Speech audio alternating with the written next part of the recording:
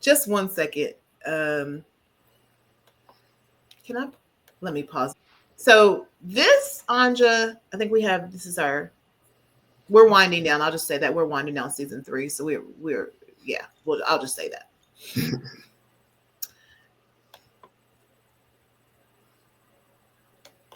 Okay, I'm pushing.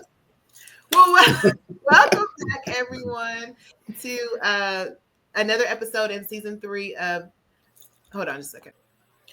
So, welcome back to. Do you think it's still lagging? What do you think? When you did that, all of a sudden there was kind of like do you want to do it? I don't know.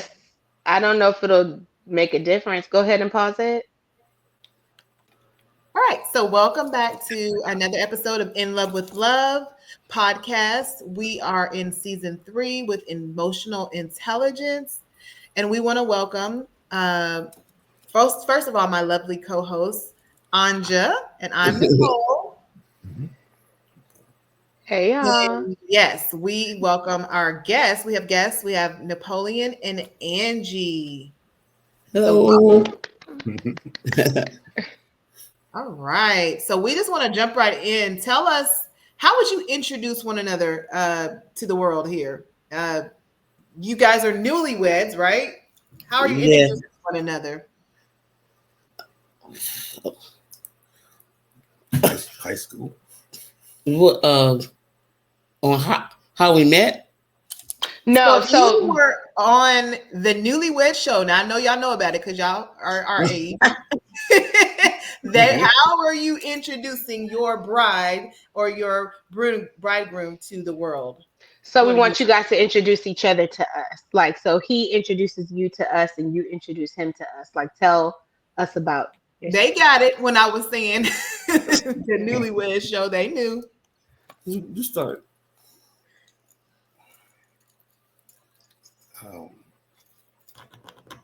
Kind of lost.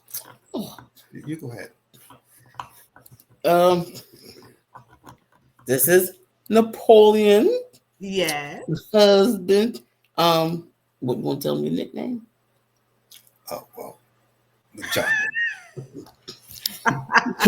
he goes by John. We've known each other for like over 30-something years. Yeah.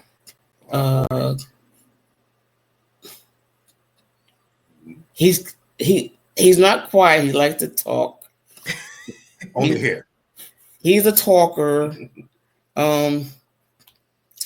Give us 3 adjectives to describe him.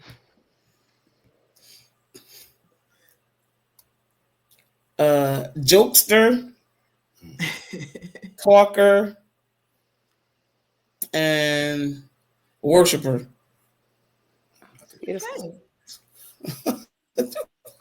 Nice. Okay, this is Angela, my lovely wife. Like she said, we've been together for a good while. We've known each other for a long time in high school. It wasn't beautiful. We used to tease each other because no, she was the church girl and I was the sinner. So I just don't like the way we used to walk around and, she didn't act young. She acted older. So I wanted her to act younger. So we used to tease her and call her church girl. So we weren't the best of friends in high school. But as the years went on and she started coming to Love Center, we met up and we started talking, and she don't want to admit it, but we were flirting with each other. Flirting with each other, and that's how we met. Let's describe her, very loving, very gifted, and she's very giving. Very giving. Nice. Very nice adjective. Mm-hmm. That's beautiful. I love it. So you guys said that you were newlyweds. When was the wedding? How? It was August 5th, 2023. And then my birthday was the day after. Oh wow. So do you get double the gifts? Yeah. Yeah, we did. Yeah. walk us up. This is what I want to hear about. Like, because it's interesting that you guys have known each other and known of each other, known each other in different capacities and lights, to how I assume the Holy Spirit like highlighted each other at a certain point. But talk about your individual journey. Like maybe like Angie, you can start, because I know you know, from that capacity of this being a single Christian woman, believing for marriage. So kind of talk to our audience about your journey, and then we'll have Napoleon share his side of things. Okay, well,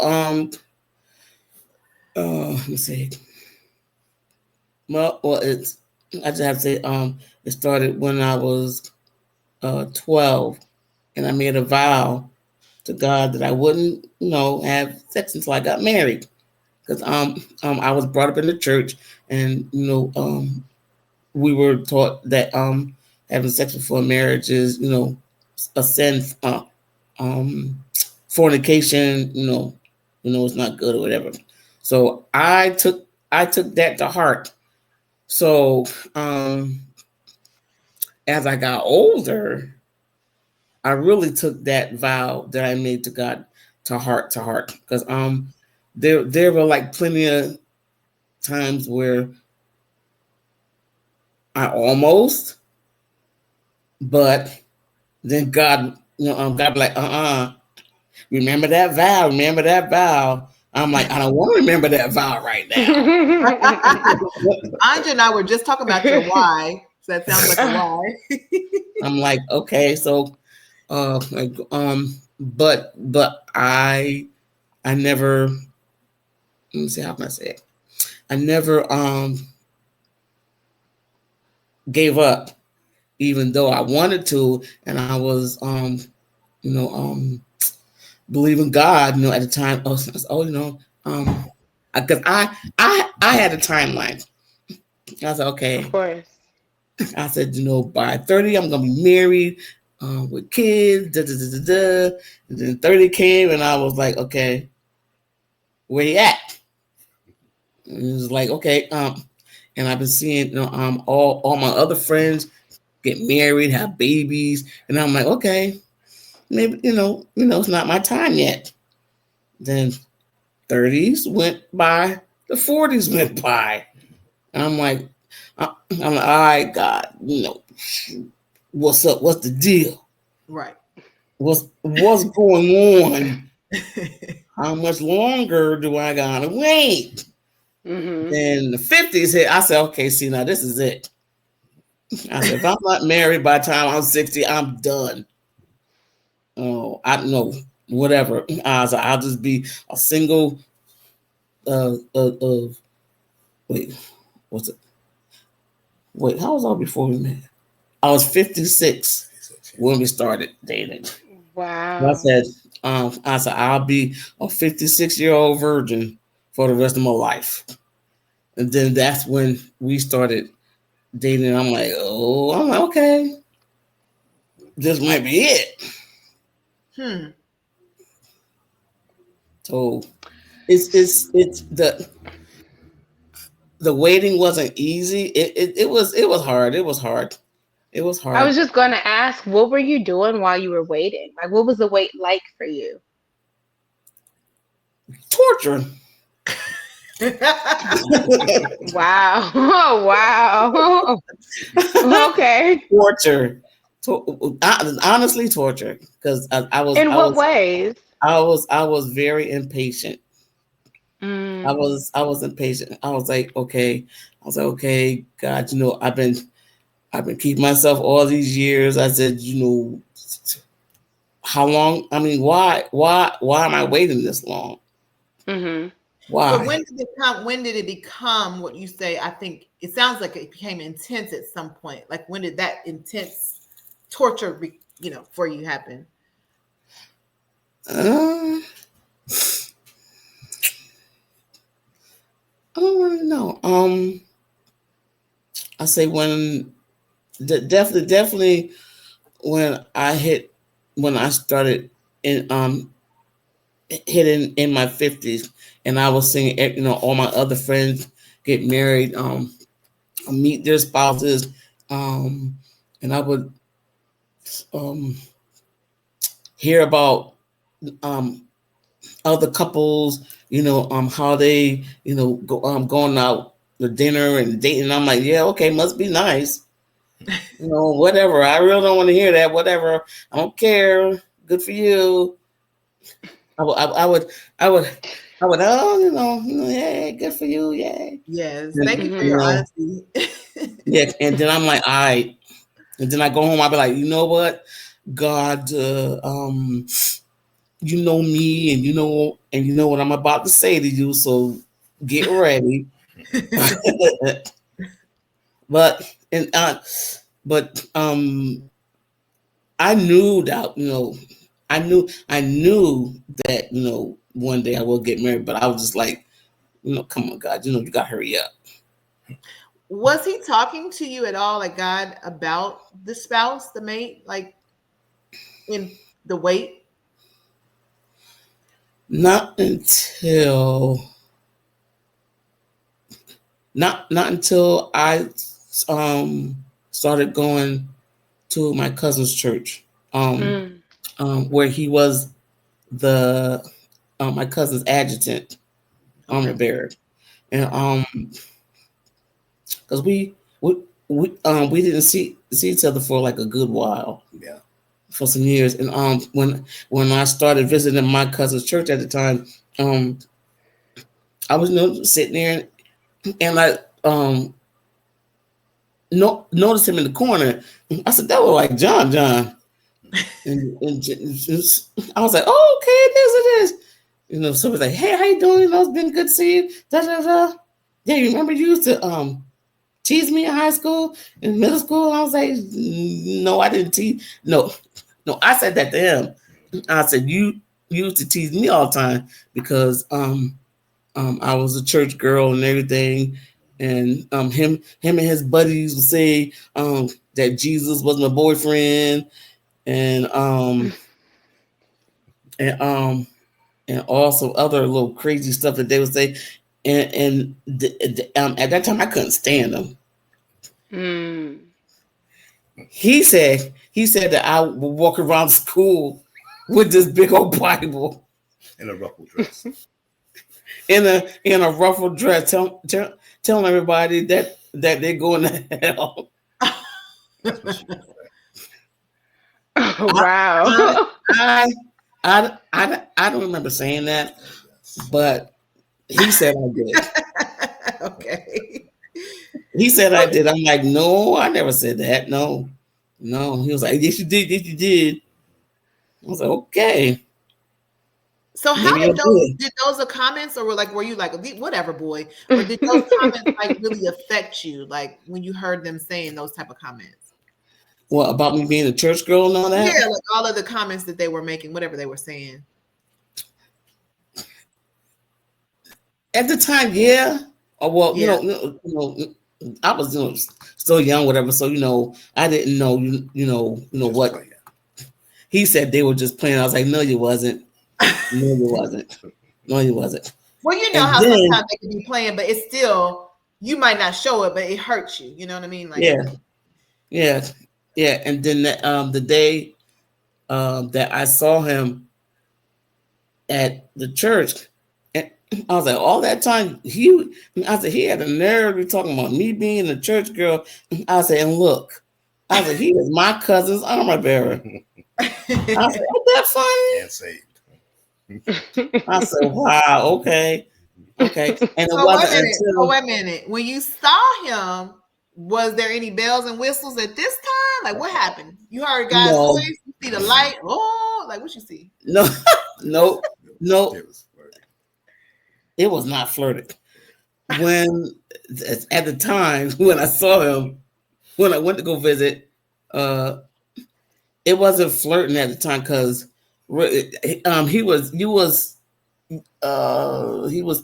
married then. Oh yes. Okay. Yeah, he was married, so I'm like, Okay. I don't play that. No. Okay. Nope. We just know each other from school. You just like, I know him. That's John. Okay. Yeah. Yep.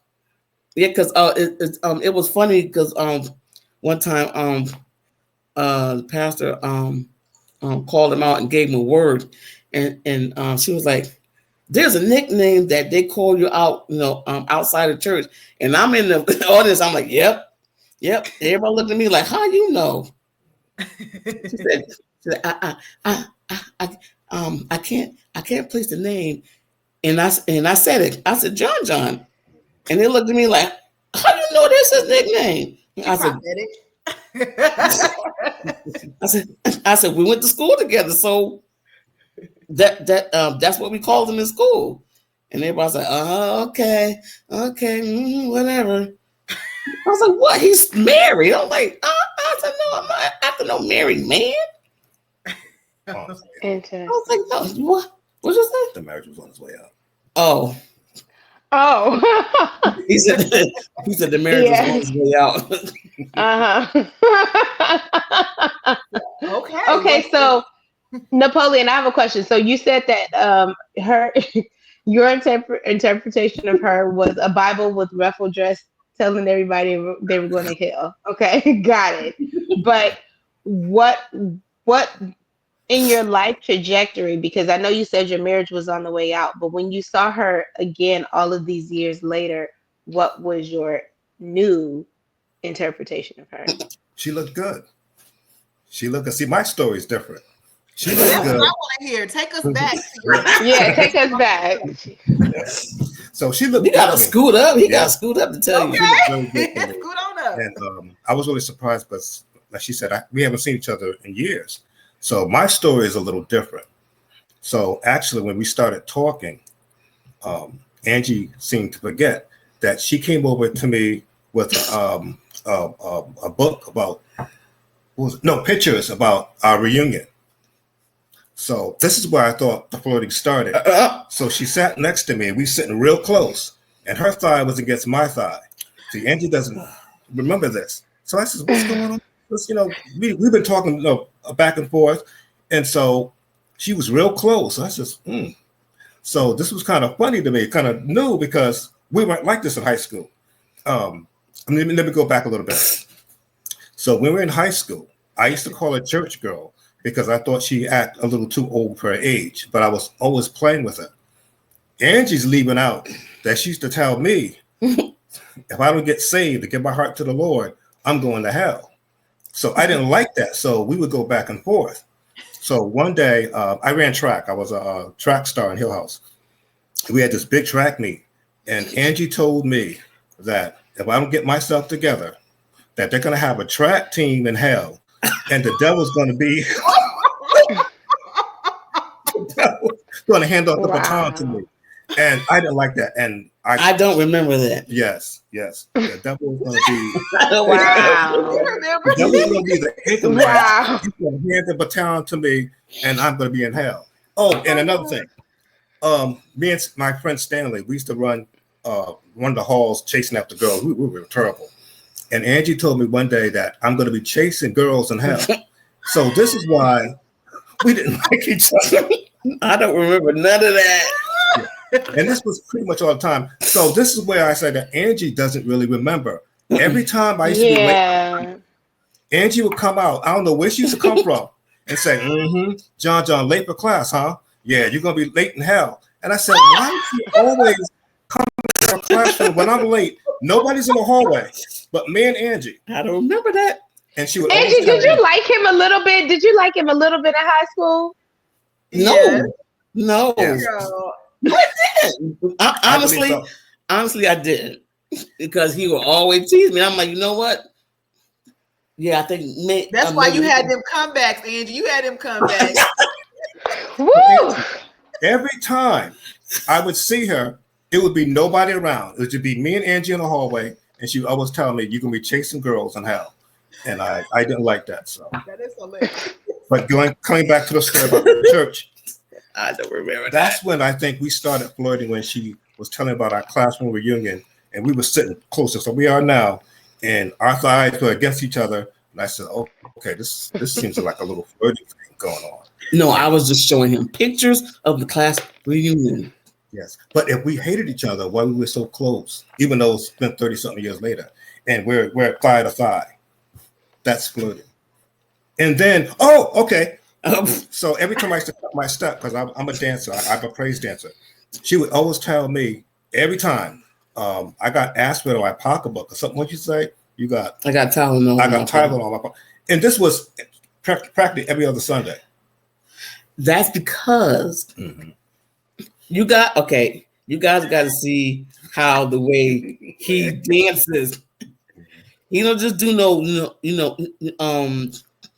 1 2 1 2 1 2 1 2. No, Okay. the way he dances, you just got to see it.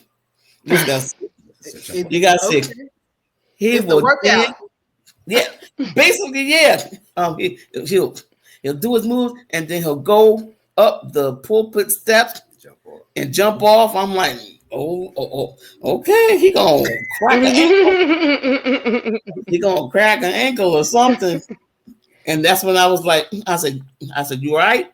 I was like, I got some Tylenol in my pocketbook. I said, you're gonna be hurting later.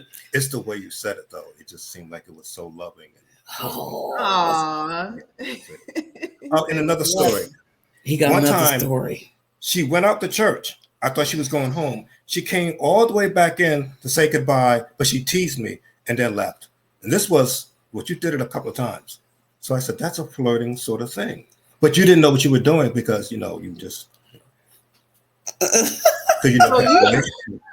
so that was her way of flirting. It was just being her, it sounded like, but you were like, wait a minute. This is yeah, I was just being me.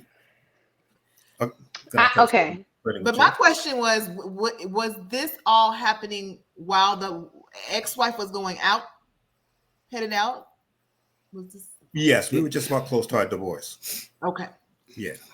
And did it make it weird? Was she at the church? No, she had left. Okay. Yeah. Was it? I have a you, question. I'm sorry, Angie. I was just wondering, was it weird for you? No. Okay. Nope.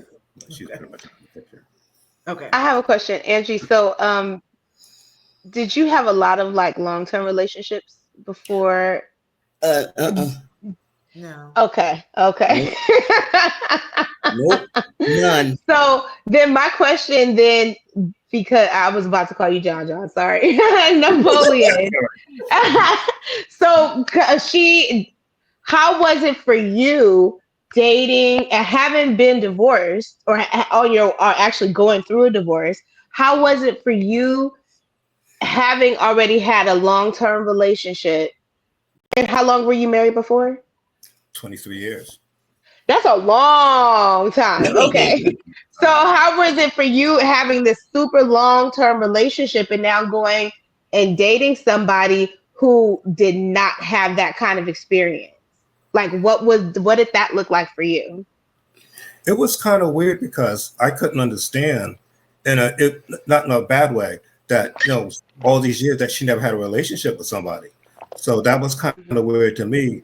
But I thought I was kind of rusty because we were separated at the time. We were signed the divorce papers, and I just thought maybe I would never be able to date again. So I had to pick my game up. It's like my game was last year. So we started talking. I want to make sure that I was doing the right thing, saying the right thing. So like she said, saying jokes and stuff like that, that was my way of kind of rapping to her in a way.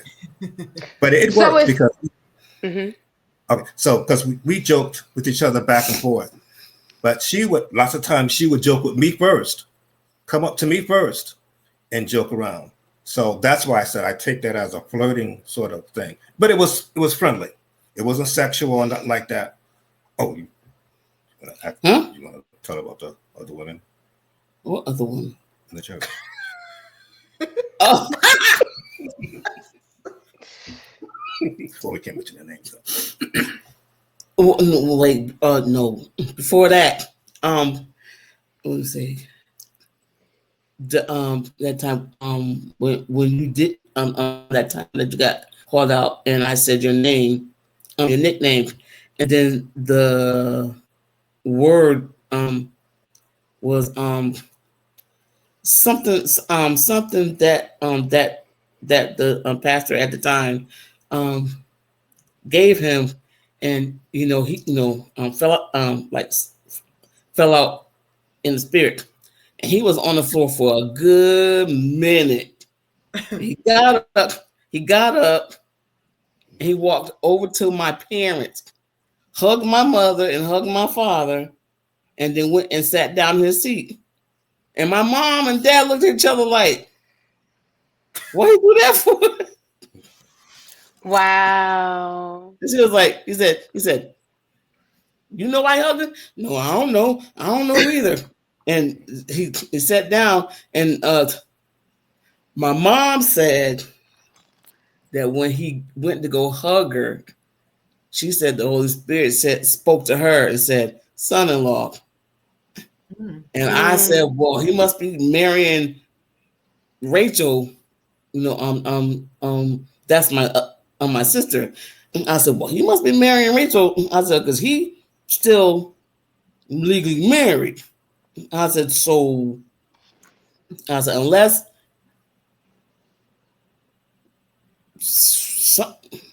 I forgot what I said, but I was talking smack. I said,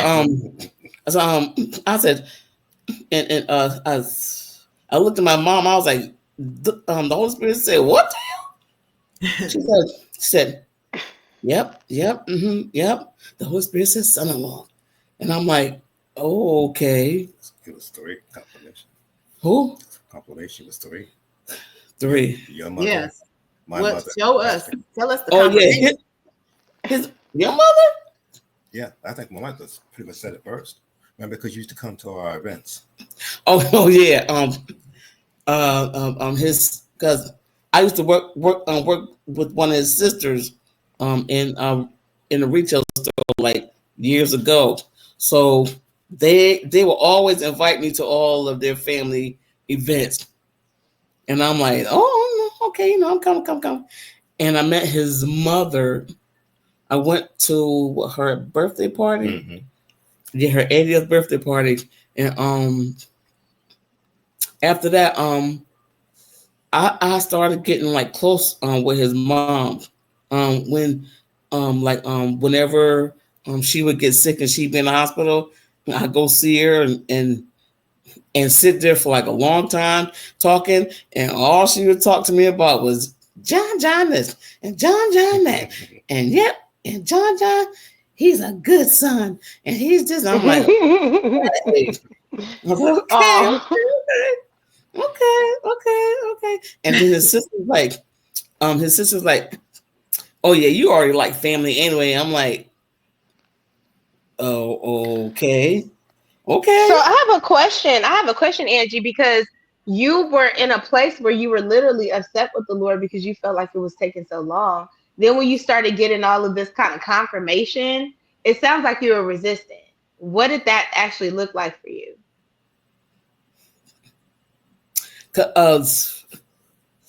I want the well, it didn't sound like it came in the package that you were expecting. So, like, because it was like he's still going through a divorce. So you're like, wait a minute. Yeah. I'm like, okay. I was like, God, you ain't gonna give me somebody else's husband, are you? I was like, I don't want no drama. You know, I said, shoot. I said, nope. I said, because I will be like, nope, that's it. I'm good. Never mind, Lord. Never mind. I'm good. But and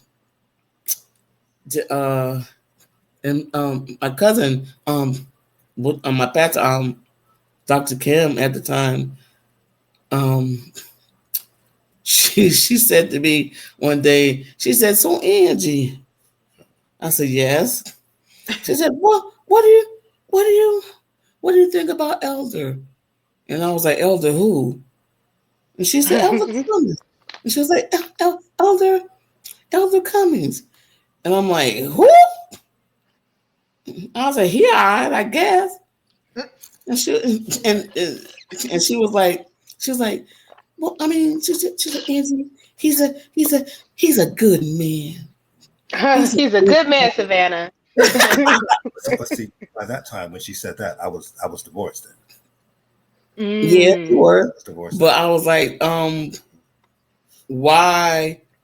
What made her ask me that question? I'm like, are you? Well, I said to myself, I said, is she seriously asking me this question? And I was like, I said, yeah, all right. I said, we went to school together. I said, he's okay. And she was like, he's a really good guy, Angie, and you're really a good girl. She said, I think these two will really look happy and good together. And my sister was like, you approve of this? And she said, she said, I sure do. And I was like, whoa. How old was this woman? Is this woman, or was she at the time? Who? The Dr. lady Kim? who's saying this. Mm-hmm. Dr. Kim was. I think she was in her late 50s. late 50s. Yeah. Oh, okay. So just a little bit older than you. She was saying this to you. Yeah. Okay. I was like, okay, I don't know. I do have a question for you, Angie. So, I could only imagine as someone who had, like you said, kind of journeyed and waited and had this vow with the Lord and hadn't really been in a lot of serious relationships. One thing you're dealing with, wait a minute, this doesn't look the way we're taught it's supposed to look in church, right? Mm-hmm. You taught it's supposed to look a certain way, whatever. The other thing, I'm like, what are you dealing with internally about, first of all, if I say I might be entertaining this man has a 23-year history with someone. Like, I've not had sex with anyone. I've never been in a relationship with anyone. Like, what were you dealing with internally walking into even considering dating someone with all of this history? Is that intimidating? Like, are there insecurities? Like, what were you dealing with? It was a little bit intimidating a little bit, because like you said, I've like never been in no relationship.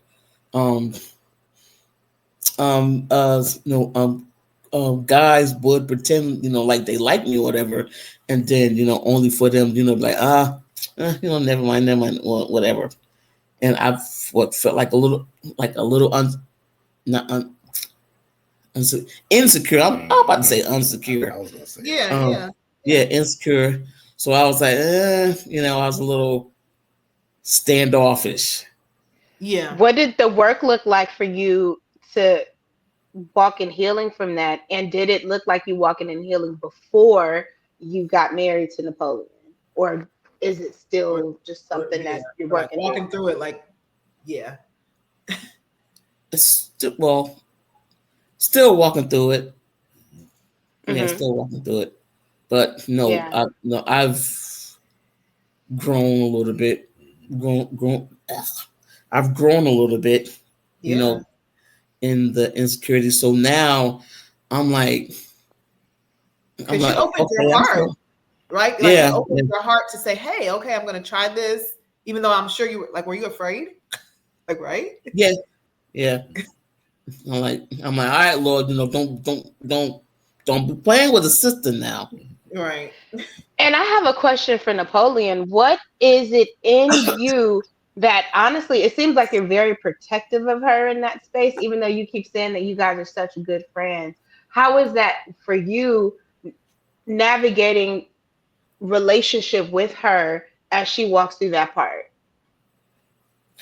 Like I was saying before, it was kind of strange because, she never knew a man. So I had to be definitely on the top of my game. And I try not to make sure that I didn't overwhelm her with different words or trying to say, well, this is how a relationship's supposed to go, because I knew she never had a relationship. So, I think she did well. She did well. There was a lot of things she didn't know as far as men, because she didn't interact with men. So that was, I think, our biggest problem when we started dating, is because, sometimes she didn't know what to say to me. So I would just say a joke, because even though she said I talked a lot, at the time we didn't. Remember, I was more scared than you were. Remember our first date? I was terrified. Because I didn't think she was going to give me another date, because we both didn't talk. Our first date, we didn't talk that much. So I just said, well, maybe she likes me, maybe she doesn't. I'll just ask her out again. And you said, yeah. said, yeah. I said, I would like to go out with you again. You said, yeah. So I went in the house and I was very happy. I think I jumped up and down. So, okay, this may work. But in truth, I was just saying, maybe we're just going to be starting to date and maybe we won't get married, because I didn't look at getting married again. I was terrified of getting married again because my ex-wife had pulled around on me. So I had trust issues. Okay. So, yeah. So that was So my you kind of had your walls, she had her walls, it sounds Mhm. like, put up. But then let me ask you this, Napoleon. Mhm. Like, when did you know that she had never known a man intimately, like never really been in those experiences? Like, when did y'all have that conversation, or did someone share that with you? Oh, we had that conversation. Okay. Yeah, I told Yeah. him. Yeah. Like earlier on? Uh-huh. Okay. Oh, because of the book too. You Oh, said the that. Oh book. yeah, That's yeah, right. because of my book. Mhm. Okay. Yeah. And that for you, I'm just curious, because some men, even in the church, are, I'll say, intimidated by that, or maybe sometimes turned off by that. But for you, was that a challenge? Was that refreshing? Oh, Like, what would you? that was definitely a challenge. Definitely a challenge, because I was saying, well, if we do happen to get married and then, things really get better and stuff like that, then I can, be more experienced in that department. And I just thought we was going to have fun with it. But it was a challenge because I grew up with 5 sisters. And it was just 2 boys and 7 of us. So I was taught to respect women and not disrespect women. So anything that she said to me or she didn't know, I had to make sure that I wouldn't disrespect her in any way. And just being saved by itself. And a lot of praying. Can't leave that out. A lot of praying. Yeah. Asking God to deal with me. Not deal with her, but to deal with me. I love that. I was hurt. I was hurt coming out of that. But I was healing as we started flirting together. I was healing. So, but I think I told Angie, if it would have been 2 or 3 years later, we probably would have never met up, because I was in a different state. I was in a bad place. And that's why I didn't date any woman in the church, because I wasn't delivered from the hurt that I was going through with my ex-wife. Yeah. So she came on right on time. It was God. Definitely God. Mm-hmm. Wow. Was that good? So what was the time frame between when you started to, like you said, you got the second date and then just kept kind of dating? Like, what was that time frame between then and you felt like this was the one, or she? I don't have to walk us through that. How did that work out? It was the 3rd date. Yes, it was the 3rd date. And I started feeling, I don't know, like very comfortable with her. I want to see her again. We started talking. We talked a lot on the phone. Okay. Yeah, and we text a lot. And I started falling in love with her. I didn't tell her that yet because, I didn't want to blow her mind or anything, because I thought it was kind of too soon. Wow. No, but I didn't want to make you, like I'm starting to love you and it's the 3rd date. That'd be kind of weird. But I think she felt that too, in a quiet way. What did you feel, ma'am? Let's see. The same, but I was still like protecting my heart Right. at the same time. So I was like, okay, 3rd date is here, and then that's when, like you said, we started texting and calling, and I'm like, okay, this might just work. I said, but just in case it don't, I'm just gonna be like, well, we can just remain friends, say hey, hi, boom, and keep it moving. Yeah. Yeah. I think it was. Are you guys able to hear me? Yes. Okay. I think it was like our 6th date. We were having a real heated discussion about, love and dating and stuff like that. And somehow I said something about loving somebody and you started crying. It was in the comment part across the street from Toya's house, my sister's house. It has something to do with love, and you started crying, and I hugged you, and that's when I definitely knew that it was going to work. Aww. You remember? You said something about love, and then About love. You said you never really had love before, something like that, and when you said it, you started crying. And I got emotional. We both cried. Okay, wait, I'm trying to remember. It was late at night, parked in front of Toya's house. We were having a heated discussion. Oh. Mm-hmm. And yeah. And you said you never had love before, and you started crying. Well, you didn't boo-hoo, but tears started coming down your eyes. And I hugged you, and I started crying. Yeah. And I said, well, this is it. This is definitely it. We're going to get married. I'm going to say that one of the things that I like, and excuse my camera, my alarm went off, but I can just see so clearly how Napoleon is like such a protector and almost like a father figure in the relationship and provides such a nice space. And it could be it could be the maturity, it could be life experience or whatever it is, but I love how it's so obvious and evident that God has paired you with someone who is opening space and having complete and total space for you, Angie. And it's admirable to see. You know what it reminds me of, Anja? We interviewed several couples, but it reminds me of Kaz and Jazz, yeah. Because we're talking about emotional intelligence and how thoughtful, how mindful you said you are, and how your upbringing really did play a part in it. Like you were taught to protect your sisters and women.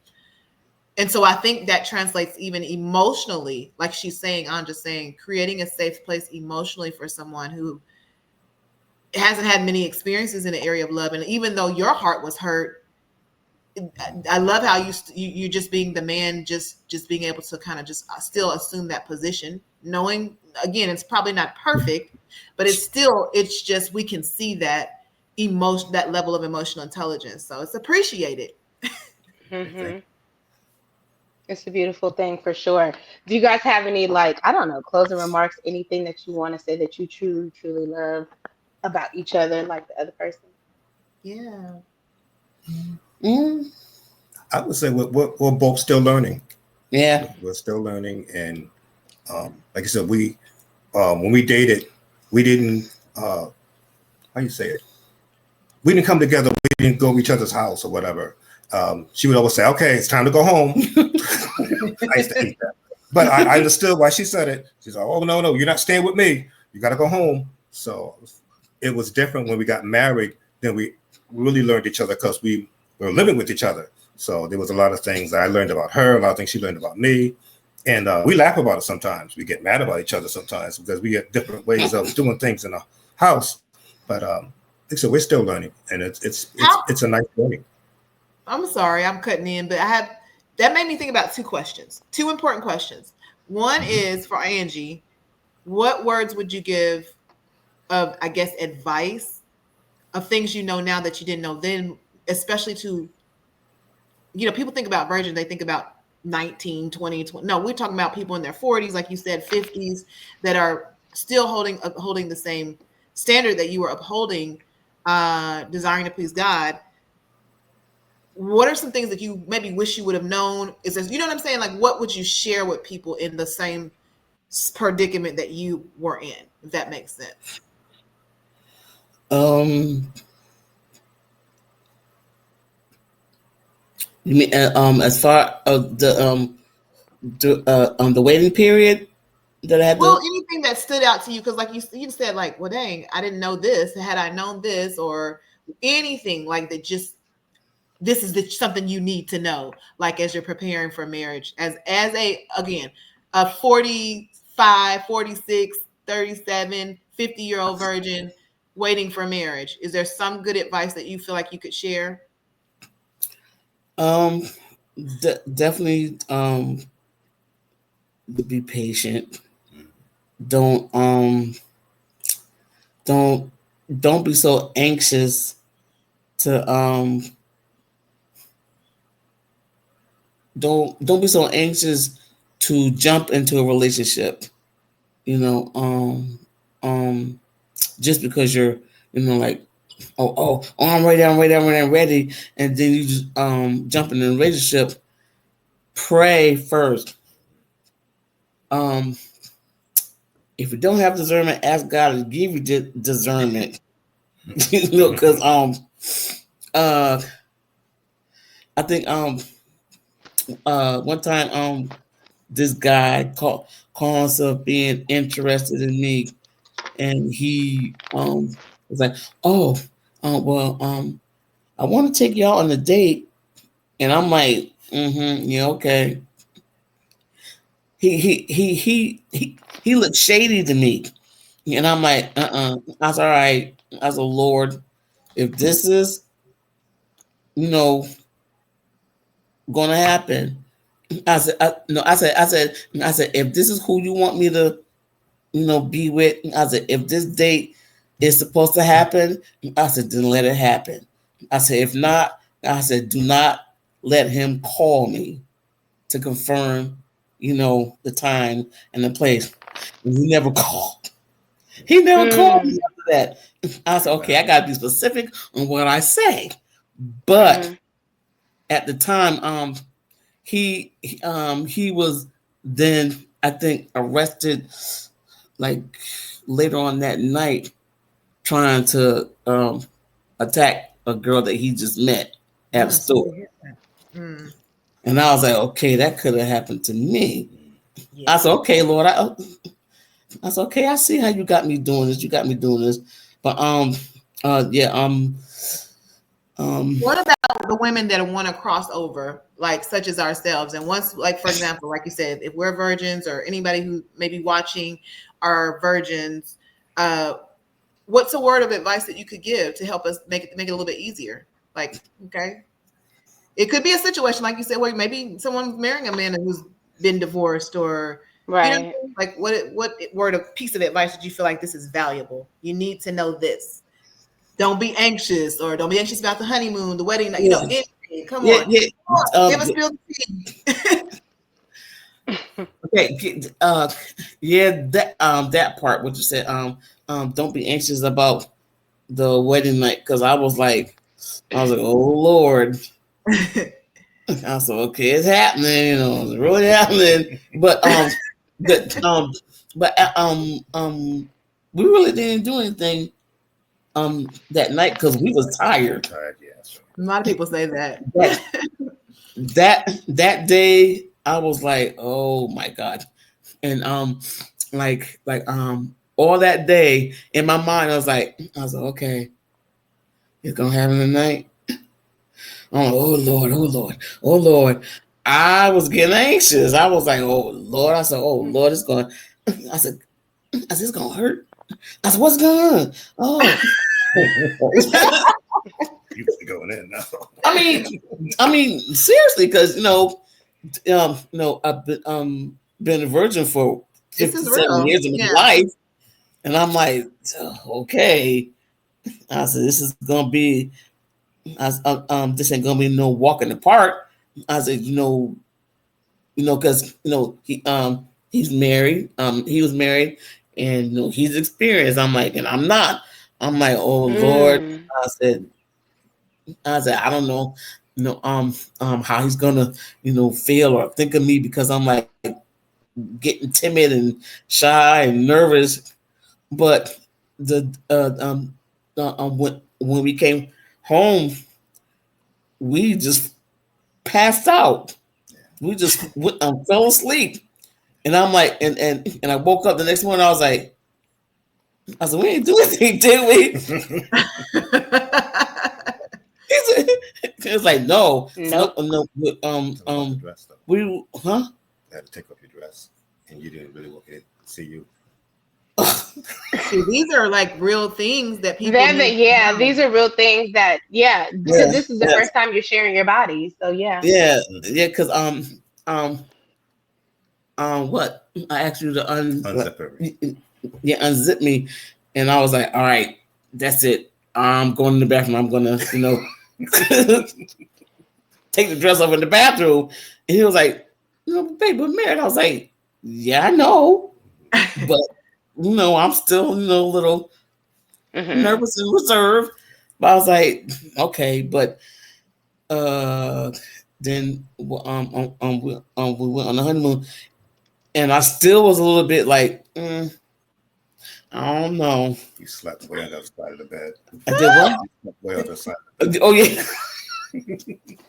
Yep, I did. He was on one side of the bed, and I was like on the edge of the bed. I'm like, I'm gonna get there. Wow. But Don't what worry. helped? What helped? Like, because this is good. I feel like this is going to be common for a lot of people in this predicament. And it sounds like you were very patient, Napoleon. Well, yes. Well, I had to pray because I was anxious and I was nervous because I was saved myself for 14 years. I was celibate. For 14 years, I didn't date and I didn't have any sex. So I was nervous. And I just said, wow, am I going to be able to really, have good sex with this woman? But then I had to have patience. I had to pray because I knew this was going to be her first time. But right. It's a lot of pressure. Yeah. A lot of pressure on both of us. Oh, the time we got up and it was time to get washed up. And, and I forgot. This is really juicy. And I forgot. And I came out the bathroom nude. And she turned her head, and I said, "Oh my God, that's right. She's not used. She never seen me naked, so that was kind of awkward and odd. But it was kind of funny. But that's when I knew she was nervous. But yeah, we finally did. And so the funny thing is because we're so used to these church polite decency tree things, being respectful. You're not supposed to look on a man, look on a woman. So it's like, how do you bring all of that down? That's the thing. We had to talk about it. It. It's okay to see each other naked now because we're married now. So. Yeah. Wow, that's good. That was him saying that to me. Because I'm like, okay, just give me a little minute. As because I ain't never seen no man, nude. I'm like, okay, he's coming out the bathroom. Okay, pretend to look at your phone or look on the floor and see he wasn't at your phone. Wow. I should have had a towel. Thank you for sharing. You know what? We appreciate. No, we truly, truly, truly appreciate your transparency and your vulnerability and sharing your story because it's so important. I think that there are going to be so many more women than we can believe getting married or having sex for the first time in their late 30s, probably even 40s, late 30s. And when the Lord opens up the door for people to get married, they know that they're not the only one and that it's a new experience for everybody. So thank you for sharing your testimony. You're welcome. Yeah. All right. So we appreciate you guys coming in. We have had such a very full conversation. I've enjoyed seeing this love story. I truly have. And we're going to just sign off right now. And then we will also just say until next time. Stay in love. Stay in love. Thank you guys. All right. Thank you. Have a good night. Good night. You too. Good night.